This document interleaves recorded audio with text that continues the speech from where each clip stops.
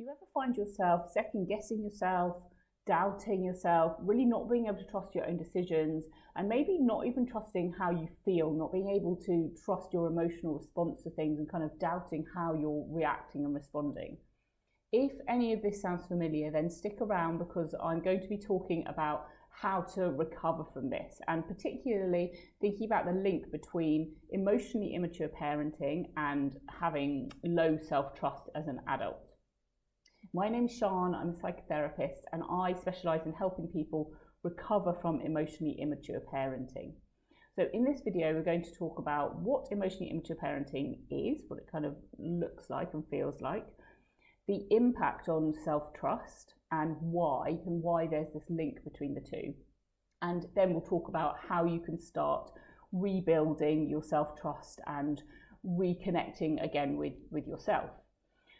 So first of all, what is emotionally immature parenting? So we can think of this as typically self-focused parenting. So parenting that is really at the core of it is about what the parent is feeling, what they're needing, what their opinions are, what they kind of need from the child, and what they're needing from their family dynamic, from their family setup, what they need from the child-parent relationship, rather than the focus being on the child and the child's needs.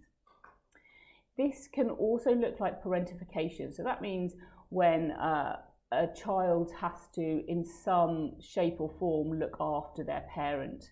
So typically emotionally so. So whether that's protecting their parent from their own anxiety by constantly reassuring them, whether it's helping them to solve their problems, even though the child is young and shouldn't really be taking on any of that stress, whether it's the child having to adapt and change their behaviour so that their parent doesn't get angry or their parent doesn't feel sad or go into an emotional state that seems difficult for the parent. So this is parentification, where the child's having to in some way take care of, emotionally look after their parent.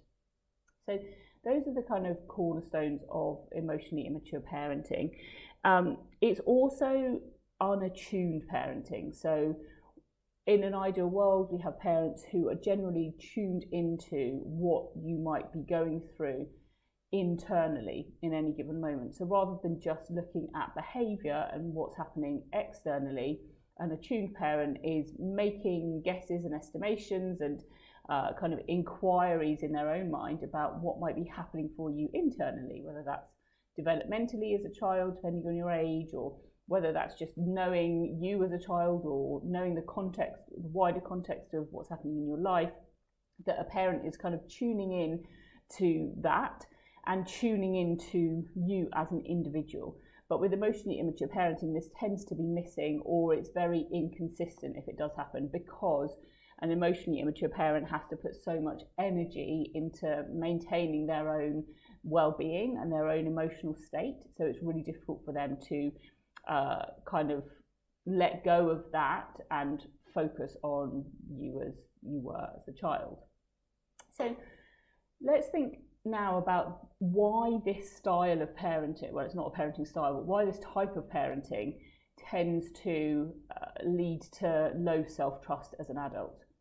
So first of all, there can be a lot of undermining of emotions and a lot of dismissing your reality. So emotionally immature people are coming at the world, coming at their relationships, their interactions with only their state of mind kind of available to them. They often have very little capacity for empathy or for understanding where somebody else might be coming from. And so what can happen is they can start to dismiss what their child might be feeling or thinking. So if you, for example, went to them and you were upset about a situation as let's say an 8-year-old, there was something that happened that you felt really upset about, you might have got a response along the lines of, you're being too sensitive, or you're being over the top, or that isn't true, or that didn't really happen, or that doesn't make any sense. And if you have this kind of response and you hear these kinds of phrases as you're growing up, it really starts to erode your trust in yourself. And it really starts to undermine how much you feel able to rely on your own intuition and your own instincts and your own kind of decision-making processes. So that's one reason that this type of parenting leads to low self-trust. Another reason is that often emotionally immature parents don't deal well with their children making mistakes. So this can sometimes lead them to be quite shaming about mistake making, or maybe kind of mocking it. And so therefore, if we don't have the ability to make mistakes, if we don't feel safe to make mistakes as an adult, but particularly as a child, then we're really not able to build that confidence muscle. You know, that's kind of how we build, partly how we build resilience, is make a mistake, we realise we're okay, we recover from it, and you know, life goes on. Whereas if you actually, every time you made a mistake, did something wrong, didn't do something in the correct way as your parent deemed it, if that was met with something quite shaming or something quite humiliating, whether it's just it could just be a very brief comment, but still it might have felt really you know, had quite a big impact. Even just a few words can have a big impact when it's done over and over again. If that was your experience, then actually it would probably have been really hard for you to develop that confidence in yourself to make mistakes, to get things wrong, to learn. And so all of this also contributes to not feeling able to really trust yourself as an adult, and to trust that you will be okay, and to trust that you can make decisions and they might be the wrong decision, and that's fine. It's not actually the end of the world, but we kind of you wouldn't have got the chance necessarily to build that belief as a child. So let's think about how you can start to rebuild your self-trust, because this really isn't a switch, right? This isn't a kind of on-off thing. This is a muscle. Self-trust is a muscle that we can all build, we can all develop bit by bit. So the first part, which hopefully I've kind of started to help you with in this video so far, is just to be thinking about what might be stopping you from trusting yourself. What experiences, what kind of things that might have been going on in your childhood, in your family home, in your relationship with your mother or father, what of those things might be blocking your trust now? What might be leading you now to seek reassurance for every decision, or just to be kind of constantly doubting yourself and constantly wondering if you're doing things well or not, or doing things right or not? What might have led you to doubt your emotions in the first place? And then it's useful to start building a different relationship, a more intentional and mindful relationship with your emotions and with your inner world, with your intuition. So as I described before, emotionally immature parenting can really disrupt your connection with yourself and your connection with your own emotions. So this is just a practice of starting to be more mindful, more aware of what you're feeling. It can be useful to write things down, to be tracking your emotional state a little bit through the day, just so that you're developing your awareness,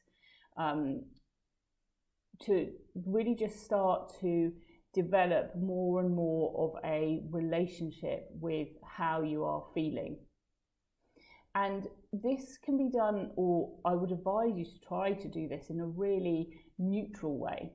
So this is not about kind of judging your emotions or thinking, are they right, are they wrong? Because that's the process of low self-trust. That's what's happening when we're not trusting ourselves, is we're kind of evaluating our emotions and trying to think if they're okay or not. And actually this is just about observing how you're feeling, just being mindful, just being a bit aware of how you're feeling, noticing those internal cues, noticing if you're feeling angry, noticing if you're starting to feel sad, if you find yourself feeling low or depressed, thinking back to when maybe that started to kick in. Was there anything happening around that time? Was it purely internal? Just kind of getting more and more aware, more and more familiar with how you're feeling and what is happening internally for you.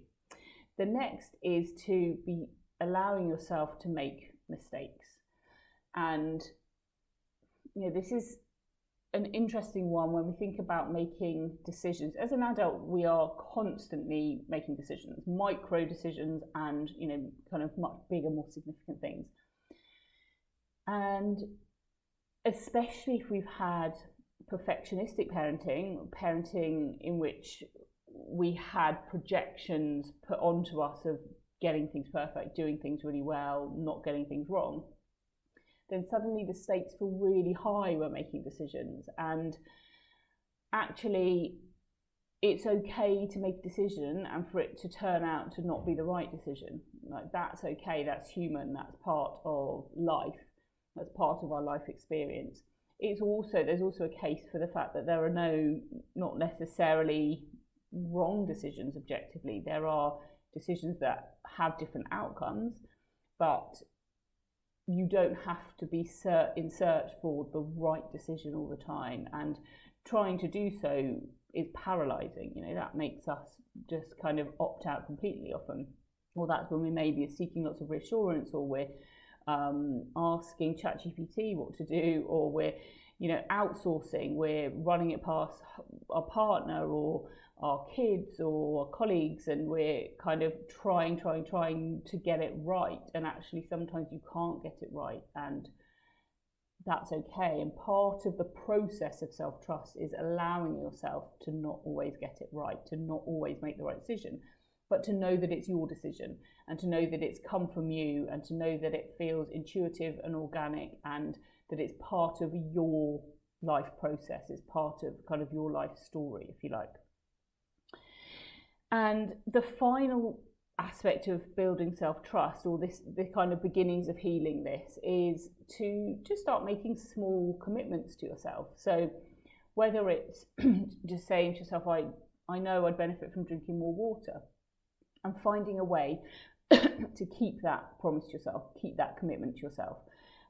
It could be, as I say, just kind of small things. This doesn't need to be anything huge. It could be a commitment to go on a walk every day this week because you know that it's going to be good for you. But it's really about starting to foster that better relationship with yourself, that feels more nurturing and containing, and that that you will be able to trust yourself to kind of uphold and do what is going to be of most benefit to you. Because with emotionally immature parenting, we often learn to self-abandon. We learn to override the stuff that we know is good for us, maybe in favour of what other people say or tell us to do, or maybe we just kind of lose touch with ourselves and our needs so significantly that we really kind of can't look after ourselves. So making commitments, small commitments each day or each week to yourself. If you think it's going to be tricky to stick to, then make use, pop a note on your phone, on your calendar that's going to pop up, or put post-its around somewhere you're going to see it. Anything just to start bringing this into some sort of a habitual experience for yourself, so that it's easier to stick to. But the more you do this, the more you'll incrementally be building that trust in yourself, that trust that you're going to show up for yourself, that you're going to do what you need to do for yourself, and that will start to really contribute to you having more connection, more self-connection, more connection to yourself, which is what is sadly so disrupted by emotionally immature parenting. So I hope that this has been useful for you. If it has been, please like and subscribe to my channel, and I'll be doing more on this. I'll be talking a lot more about healing and recovering from different aspects of emotionally immature parenting. So I hope that you'll check out one of those videos in the future. Take care.